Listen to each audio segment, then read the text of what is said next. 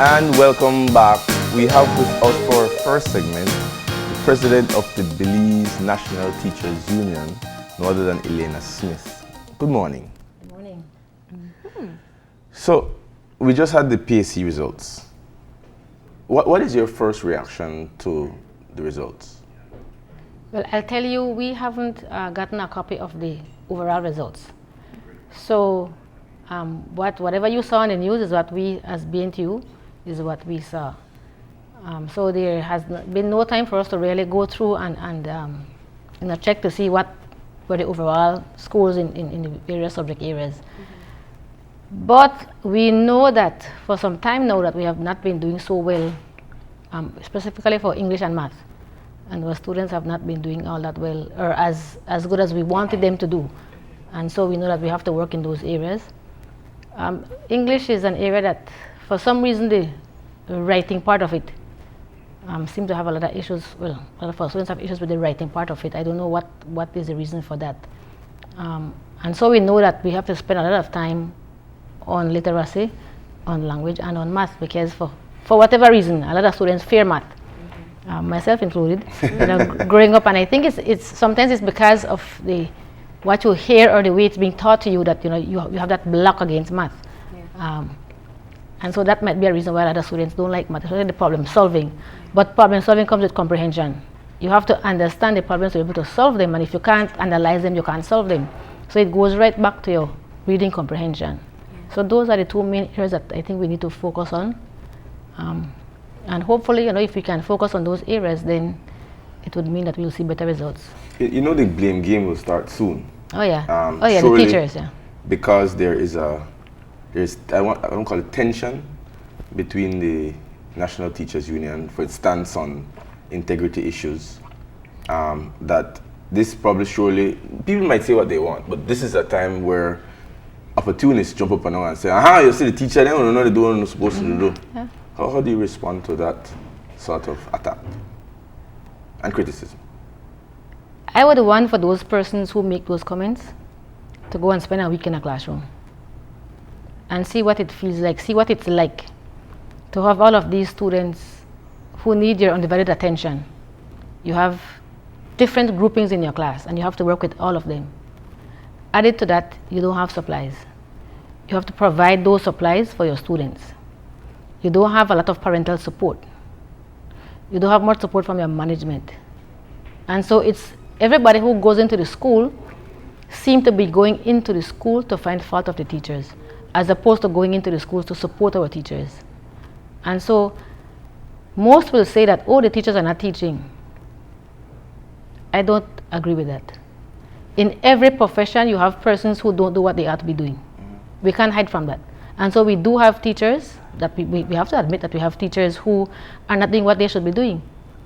But how does that fall on the BNTU? Because those teachers have a principal, they have a vice principal, a principal, and management. And so those persons should be checking to see that those teachers are working. Well, it falls on the BTU because the criticism has been that the BTU has been protecting bad teachers, has protecting some of them that are child molesters, some of them that are really bad people. And so the BNTU is at fault because the BNTU is encouraging its members not to work and to do strikes and to go after corruption issues and to be protecting all these bad teachers. So that would be the criticism for the BNTU. Well, those are comments that the minister made. He made those comments about us protecting, and he should be the one to know better than that. We have said to our members that we will not condone wrongdoing. And so there are two approaches that we take to our membership. When there is an issue with a member and we have to go and represent a member, we go either representing that member or we go to defend the member. And we make them know clearly from the beginning, if it is that you are wrong and you breach the rules, then we will be there to represent you, to ensure that the process is done right.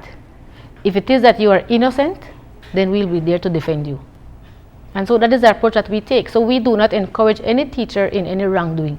We let them know outright, you are wrong and there are consequences. And if it is that you have to suffer them, then so be it. We cannot be a union that condone wrongdoing.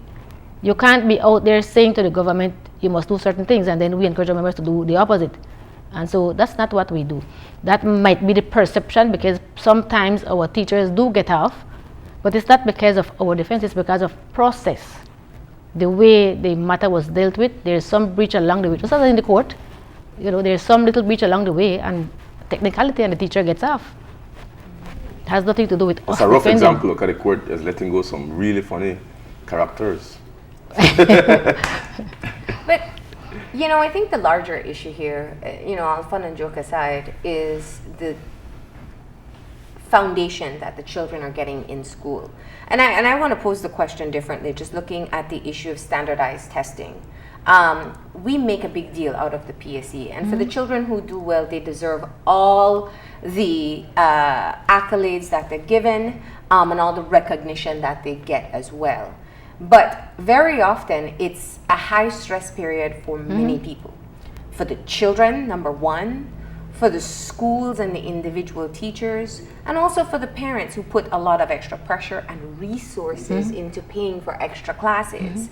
How much do you feel that this is indicative, the results of the PSE, of our education system on a whole? Quite so. We have been complaining, Marlene, for some time now that the curriculum is too packed. And so we've moved away from where our younger students, where our foundation, the lower division, where we focus on reading and math and writing, that we used to focus on, and we have so many other things added into the curriculum. Yeah. And so every group that wants to push something has an agenda. They end up in the schools. And so then you have to complete, because the way our curriculum goes, and people will say otherwise, but if you ask the teachers, they will tell you, we are at the point where instead of teaching children, we teach a curriculum, because we have to complete a number of outcomes within a certain period of time. And so when you are planning your lessons, if you sometimes pass too much or you take too long on a particular outcome, you are being told, you are behind. And so when they come in to assess you and they check your lesson plans, well, for the month of October, you should be doing this and you're not doing this. So it's like you have to be going, and then you have students who are unable to catch up. And so if we would be focusing, as we did before, on the 3 R's at the lower division, have our students get a good foundation in reading, in math, in writing. When these children get to the middle and upper division, we won't have so much problems. But again, we are so packed in the schools that there's time out for fundraising activities because we need stuff in the school. We complain about school fees, but when you go to the schools and you check and see how many parents actually pay the school fees for the school year, you will find that for some schools it's less than 50%. And so the first year students, they all pay their fees because they want the children to get into the school. And then after that, some of them graduate without paying the fees for the rest of the school years. It's just infant one they pay and all the other years are not paid. So when you look at all the fundraising, when you look at all of these additional things that go into the schools that the teachers have to comply with, when you look at all the other things that even the ministry wants us to do, it takes away from spending time doing the necessary schoolwork. See, when you say that, the thing that comes, and I gotta say that one point that you're teaching curriculum versus teaching children is really, I think, something that we have to unpack a lot further, maybe in a panel discussion. But when you say about all the other responsibilities and all the other fees that are associated, that's something I think that we hear so often, but yet we have a doublespeak where we keep on talking about primary education being free and children being legally obligated to be in school until they're 14 years old. Right. So very often a school can't do anything if fees aren't being paid. Correct.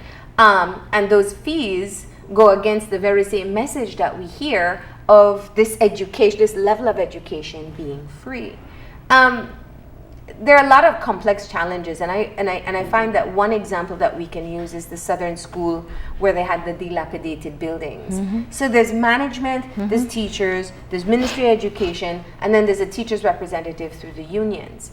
It seems from an outside perspective that perhaps there's not enough cohesion between these entities to ensure that the end goal, which is really just that individual child in any part of this country, that they're getting the adequate education that they deserve in an environment that is, I mean, it doesn't have to be comfortable, just conducive, Mm-hmm. yes, to that education. Where is the ball dropping? Again, we will end up with the blame game. Because, you'll hear, the management and the ministry. And then the teachers are left there and the students are left there because this fight is going on to see who is to blame. I think what we need to understand that each group, each entity has a role to play. And the management of these schools must play a huge part.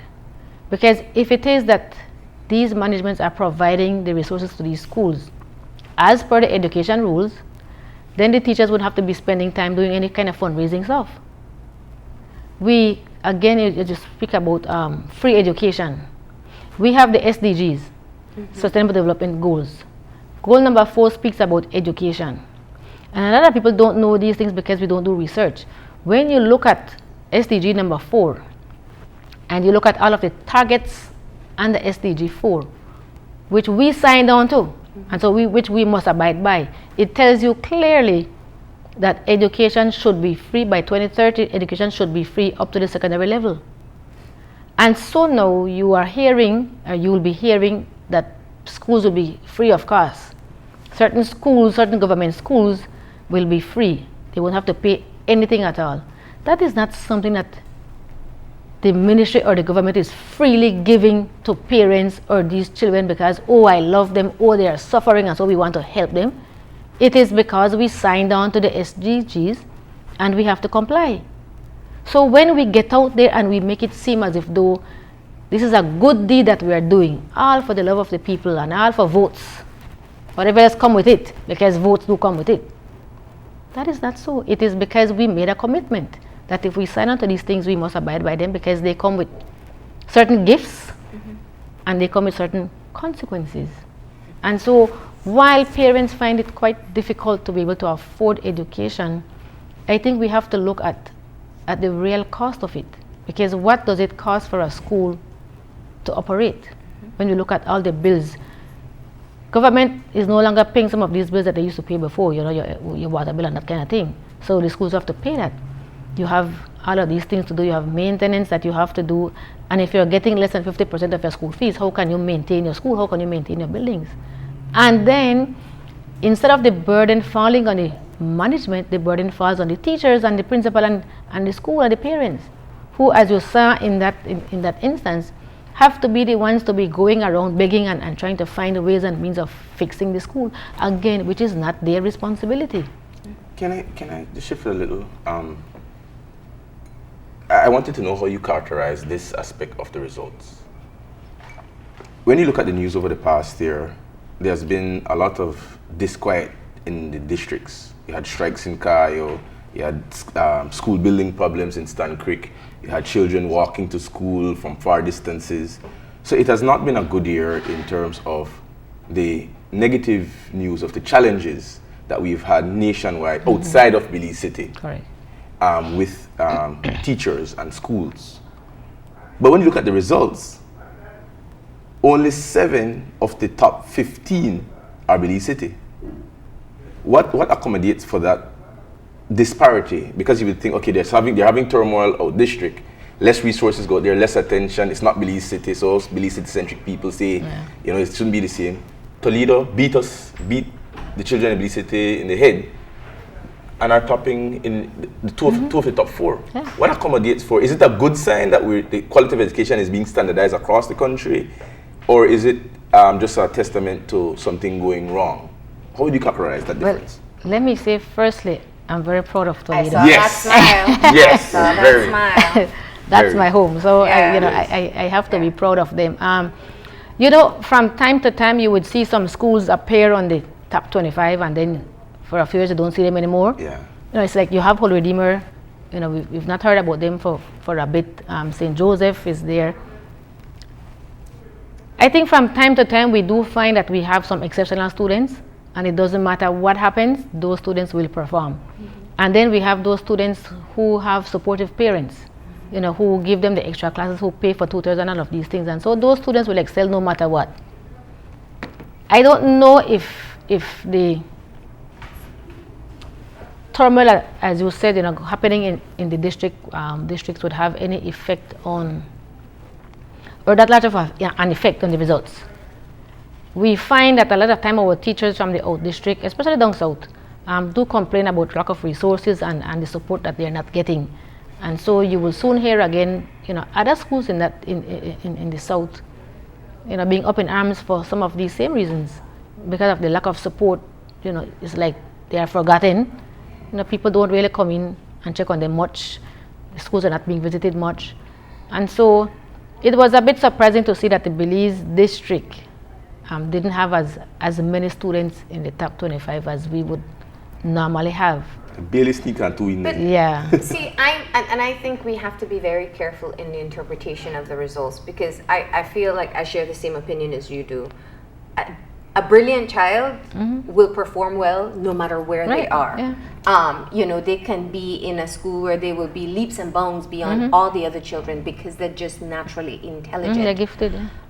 But if you look at the overall results, it paints a different picture in terms of how the total number of students who take a test from a school perform. Right. And I know that was a point that the Ministry of Education made clearly about the South, that Toledo is still not performing up to par. And while these 3 students, and we interviewed Jasmine, are such a highlight of what they can do, overall, they're not performing as well.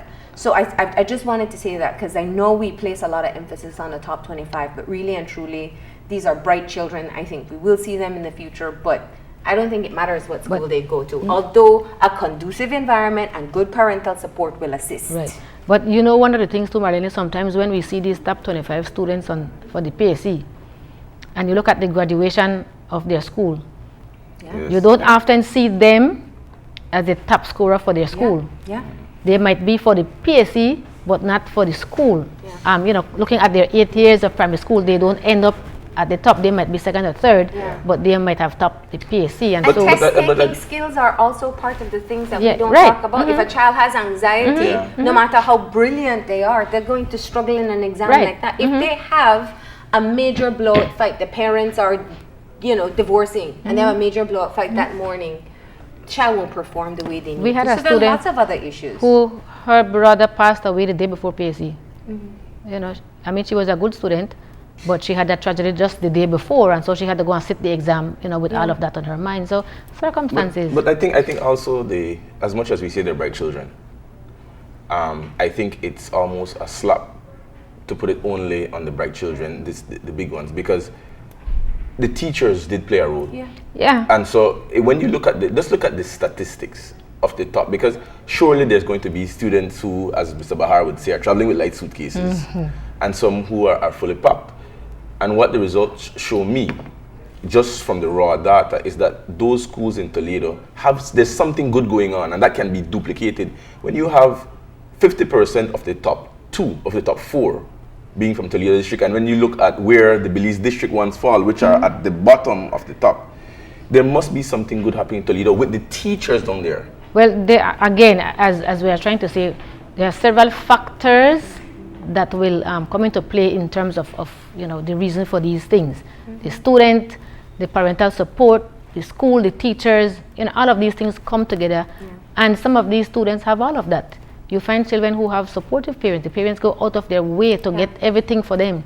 The teachers give them extra work, sit with them one-on-one, and for some reason, we don't get them to that. But as Marlene said, when we look at the results by school, because we have to look at, if I have a class of 10 students comparing to a class of 30 students, you cannot compare both of us because the situations are different. And so when you look at the performance of the school itself, then you'll get a true picture of how the school is performing, as opposed to comparing it based on one high score. I have to take it back, because I want to look at the other issue that's taking place right now. So we have BJAC going on right now, which is the standard 3 examination to test the level of how much the children have learned the curriculum. I've always wondered, we don't hear about BJAT very often and the results of BJAT, but how much are you aware that this is a factor in, I've never heard that BJAT results shifts the curriculum for the next 3 years for the children in preparing for the PSE. I've never heard where, there's an analysis of BJAT results to start to identify gaps that perhaps can be made up within the following 3 years. Do you, perhaps you are more aware of how it works, but I know, the little Standard 3 students are getting their own little anxiety for the tests, and we don't know anything as to what it fuels in moving forward, because again, it's not about passing the PSE, it's that these children will be able to thrive through the rest of the education system. You see, because at the end of the day, Marlene, we don't depend solely on PSE results. And again, one thing that we need to look at as well, that when we teach our students throughout the year, we speak about differentiated learning. And so you should be teaching and planning to suit the various levels that you have in your class. Yet when it's time for the PSE, everybody sits the same exam. So we must do differentiated teaching and learning, but we have a standardized exam. So how are we catering to those other students who in your regular classroom could barely cope with the regular classroom work, and now we want to give everybody the same exam? We look at it. If you saw on the news, you saw the young lady Maria Cal. I think she's now in Kaya. She was at St. Ignatius School. I taught her, she visually impaired child. She did well. But despite her challenges, she's a bright child. She's very attentive, and I guess sometimes they say that when you lose one sense, the other one gets better. Her comprehension skills were really good. You read her a story, and she could answer every question with a story. She had that good memory. So students like that. I keep hearing and I really would like for somebody out there at Galen or UB to do a specific study as to the benefits of standardized testing and the alternatives to it, to see where we're going scientifically. Because I remember having this discussion about, there's a huge attack on standardized tests right now. Internationally. Not right now. Right now, internationally. I was looking at a documentary. A lot of countries are moving away from standardized testing, right? Yeah, but it's not a movement of today. It's been for a while. Okay, for a while. But how do you respond to the support for standardized tests that people say, listen, the problems in life are standard. If you come as a teacher, you have to deliver the same. So it's the same challenge. So you're going to have the same challenge. Even if you're a garbage man, the challenges are the same. Whatever, and education is a preparation for the workforce. And the problems that we have are pretty much standardized. The problems for a teacher are standardized. The problems for a lawyer are standardized. The problems for a doctor are standardized to a certain extent. How do you respond to maybe we're just attacking pieces that are low-lying fruit, and standardized tests probably is one of those low-lying fruit? But if it is that we were doing just that, you just spoke about internationally people are moving away from standardized testing for the same reasons. And so they would not be doing so just because, we're all having the same standardized and so we should keep it. No, there's a reason why, and as you said, research has proven that it's not working. We are in Belize, we are not into a lot of research. So we might not have the data to show, the benefits of standardized testing or of not doing it. But when we look at what we have to offer to our students, and when they finish primary school, what are their options? Where do they go? Some of these children, unfortunately, won't be able to go into high school because they're unable to cope with that level of work, so they have to go somewhere else. So why are we putting all of this pressure on them, knowing that these children can't cope in those areas, instead of getting them to the point where they are able to gain some sort of skill to be able to survive in life? In our primary school days, we did, as I said, we did macrame, we did knitting, we made jams. All of these things we were taught in primary school. We did sewing, so that if you did not make it to high school, you had something that you could fall on. You could make these things and sell. I want to move forward because we're running out of time so quickly, and the end of the school year is approaching. I think the PSEs is one aspect of it, and I hear your point in terms of if there's no standardized test, how do you measure? I'm sure there has to be a measurement tool built into the education. You have exams at the end of every year. Yeah, and so looking at one of the things I keep on hearing from people is, teachers get the summer break, they get 2 months, 3 months off. What actually happens around this time? Because there's some commitments that have to be fulfilled during the summer months by teachers. And you not only hear about summer, but you hear about, oh, they get paid for the nothing. We work 10 months for the year. Our salaries really and truly are for 10 months of the year because we work for 10 months of the year. But years ago, what was done was that bulk, that annual salary, instead of being shared into 10 months, it was shared into 12 months. So that teachers could have, summer being paid even though they're not teaching. So if we were to be getting paid for 10 months, you'd be getting more pay every month for 10 months as opposed to getting less so that it could move you over the 12 months. During the summer, we have 1 month of holiday. Just July only. Because with the new rules for August, you're on call. And despite the fact that July is your holiday, is your vacation period, there are some managements who have teachers who go and do summer camps for them, religious workshops for the students, all of these things. So teachers don't really get the whole 2 months. Yes.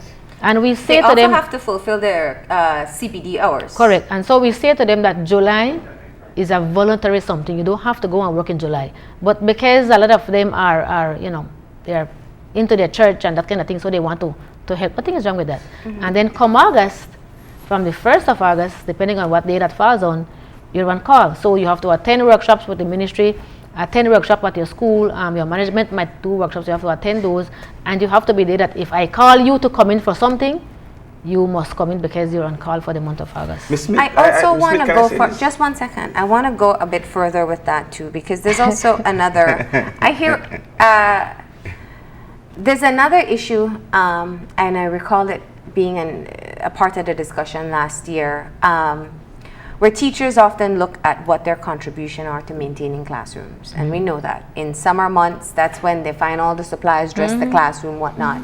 And these are out-of-pocket expenses for the teachers.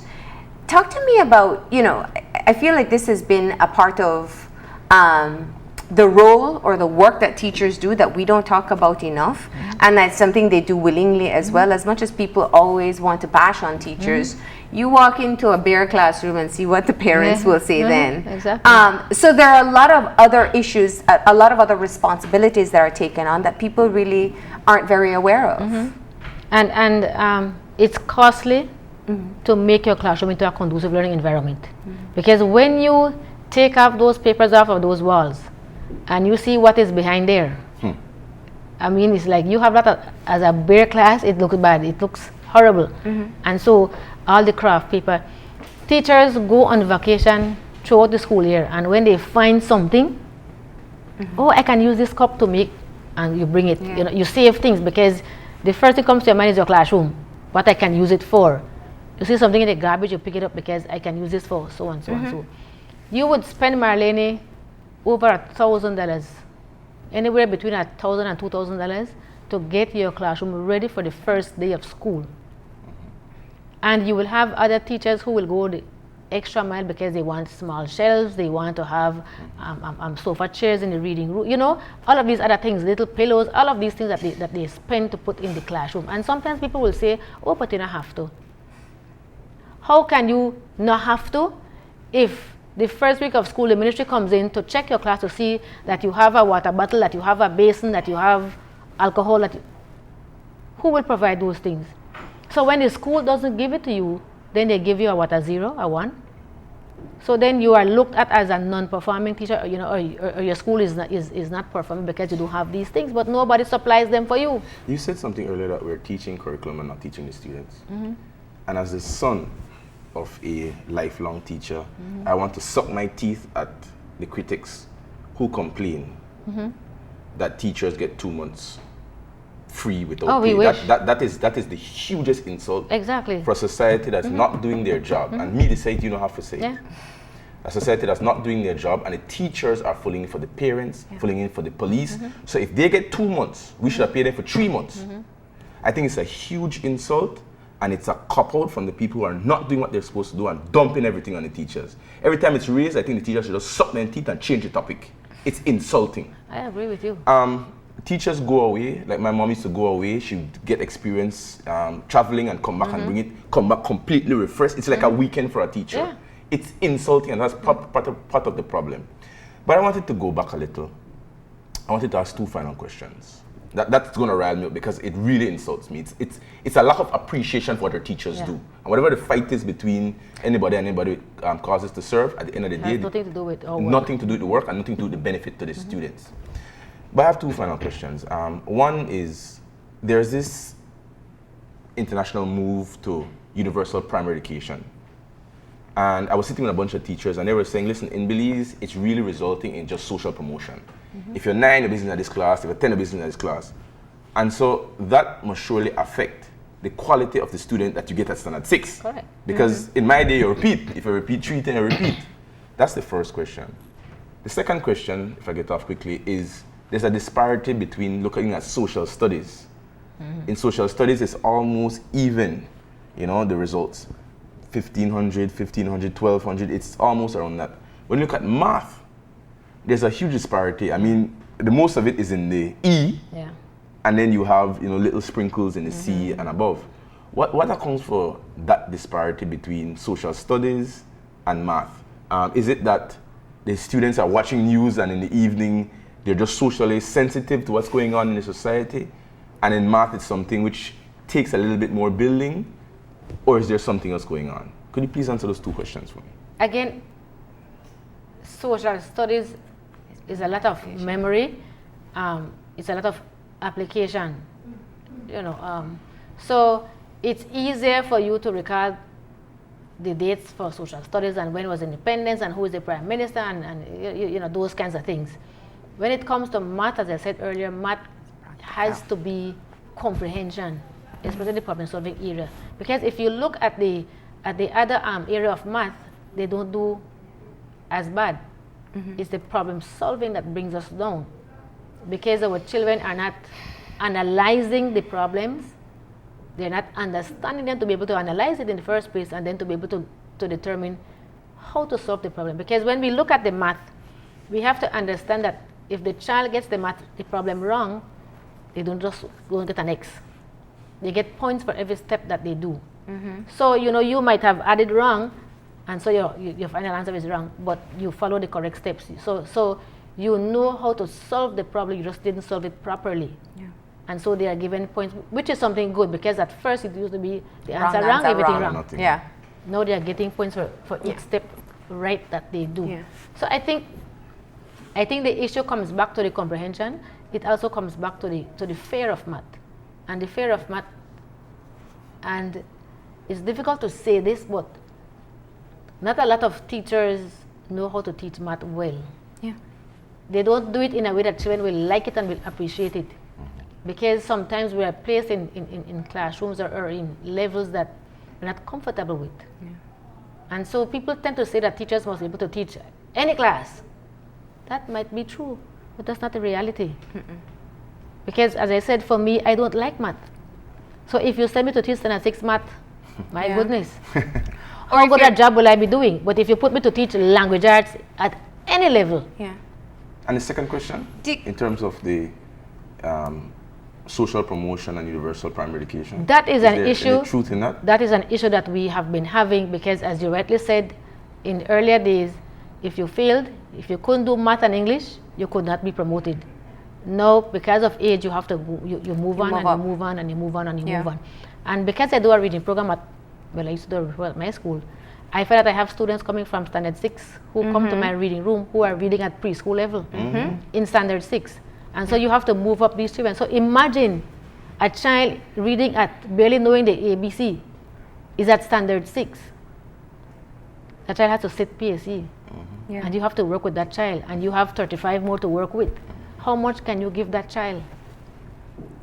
And I was going to say, I mean, we just had the conversation yesterday with Pathlight, and they're doing a literacy training, and it's the same thing. You know, we know that literacy is one of the lacking areas, as is math, and they're starting with the teachers, offering workshops to the teachers to help them to teach the subject better. You know, I feel that we've looked a lot of how schools have been performing based on the PSE. I just want to ask, in terms of other issues that are on the plate for the BNTU at this time, what's I mean, you've been, I would say, dormant, based on how we normally see the activity level from the union. But what are some of the pressing issues right now from the union point of view in working with the teachers? I'm not sure if it is that people want us to become active, We need them to be active. No one. But no, there's a time for everything, and things build up. And it clearly shows that when there is nothing taking place or there's no challenge, that you are still working behind the scenes. Right, and it doesn't mean that there aren't challenges. It just means that we've not built up that to that point where we are boiling over. It's getting there. Lots of issues is getting there, and one of the things that we have to understand too is that the moment BNTU gets to that boiling point, you will find that, because when you listen to what is going on in the country, many other groups are getting to that point. So it's like they're just waiting for that one straw, and the moment something happens, it's like everybody comes around. But in terms of other issues, that the last time we spoke about the hardship matter. Yes. Right? And then we saw the story from Grand Creek to really... Right. So we've gotten to a point where we've had some agreement on the hardship areas. Some of the things that we are not in agreement with is the time off for teachers to go and collect salaries. A lot of them, because some of them who were getting half day before are now getting just an hour, so they are leaving school earlier as opposed to getting the half day that they are accustomed to. And they are complaining that the time that it takes for them to get from school into town is barely enough to get to the bank and do your banking transaction. What about the other things that you have to do? You have to go and pay other bills and so that you don't have to be missing school. And so that is a concern for some schools. But we've agreed with the ministry, and we have a meeting coming up at 9 o'clock today. We've agreed with them that instead of waiting for 5, 6, 7, 8, 10 years to review that list, it could be reviewed every 3 years. But in between that, if any school has any issue and feel as if though their category is not correct, that they can write into us, and then at our next meeting we can discuss the matter and make a decision whether we'll agree that they have to be changed to a different category or given more time or that sort of thing. So we've agreed to that now. So that is a little better, because at any time in the year we can bring back those things and discuss them. So there's some progress being made. Right. Then we have our proposal 22 still not working, and we've been trying to have a meeting for the longest, and we've not been able to have that meeting. We are hoping the minister had promised me that he was going to send a new date last week. The week is out, we haven't gotten that date. I know he's going around giving out his subsidies, so I guess that's important right now. We're having an election coming up soon, so that is very important right now. That's what I want to ask. When is the AGM when does your term come to an end? When is the next AGM? We are 2 years from now. 2 years, okay. Yeah, she was recently re-elected. But I also wanted to ask about another issue, because you spoke of the straw that broke the camel's back. There's a lot of discontent currently of the proposed increase in Social Security contributions. Yeah. We haven't heard from the unions, but the union does have representative on the board for Social Security. Where does the BNTU stand on this issue? Well, that matter was brought up at the AGM of the NTUCB. And so when it was brought up, there had been some presentations to BNTU, to our council. Some of the branches also invited them to come in and present to their membership at their branch meeting. We had presentations at the NTUCB as well, and then they were at our AGM. And so when they presented, it was decided that we would accept what they presented, and so the increase of 5% and 0.5% and half, and then 1%. Because we looked at the, what would be the benefits. So if we are increasing, then benefits must increase as well. And so when we look at the amount of monies that our workers get in terms of sickness benefits based on the amount that we pay on, it really wasn't adequate, because you're making so much salary, and then if you're out for a week, you're only getting so much. It doesn't add up to your full salary when you get from SSB. But if it is increased, then you get a little bit more of those benefits, and so it will assist you a little bit more. So those were the things that the NTUCB looked at, and so at the end of the day, at the AGM, when the vote was taken, there was a majority to say that they support the change. So there was a vote to decide? Right, yes. Okay. So that was supported. I just wanted to ensure that we got your position on that as well. Elena, thank you for coming in and for just giving some context to looking at how the schools were doing with the PSE results and education at this point in time. Thank you very much. Thank you for having me. We're going to go ahead and take a break. When we come back, we'll be talking to representatives of BTB and two well-known chefs about the upcoming Taste of the Caribbean. So stay tuned.